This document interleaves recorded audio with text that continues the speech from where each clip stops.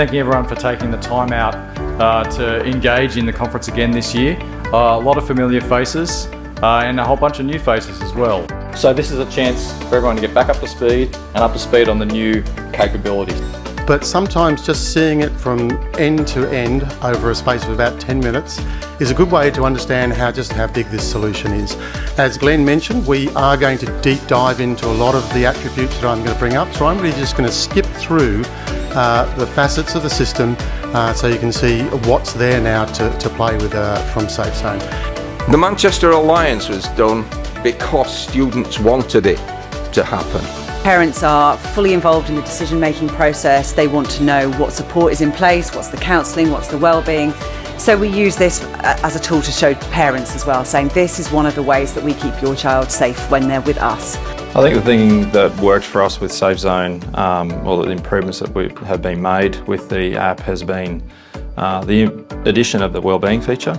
That's a game changer for us. Part of the reason for that is that our students and our staff, and even we're looking towards some of our contractors like cleaners and security, being able to access wellbeing information for their own organisation or what's relevant to them. The wellbeing button was very important for our organisation to implement because we have a diverse range of groups of students that don't necessarily know exactly where to go to get help straight away. With this implementation in SafeZone, they now have a one-stop shop that they can go to wherever they're at during their wellbeing journey, and they can assess on the spot whether they need just online resources or on the other end of the spectrum where they need to talk to someone here and now. Yes, what I do want to talk about is what we learned in terms of responding to a crisis of unprecedented scale and unprecedented length of time. We always will have people who behave violently or who are agitated and aggressive. Therefore, we need to really understand what drives it so we can, intervene early before, it becomes a melee on the floor of the emergency department.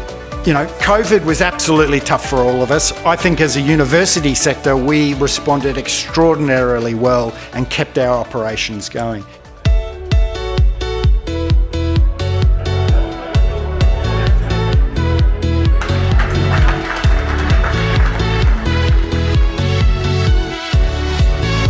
If you're looking at SafeZone to implement at your organisation, I think just don't look at it from a one solution. Have a really good deep dive into SafeZone and have a look at all the features and the benefits they all bring. We've managed to strengthen networks across continents, so the UK team, the US team, the Australian team. We've managed to seed a lot of the information that can get shared across there, and being a proud Australian, we can take that back to our jurisdictions and take those learnings back. There's always an open invite to these events. I think you can see that there's value in attending these, learning from each other, making the connections, and it's just a good time. So best of luck, everyone.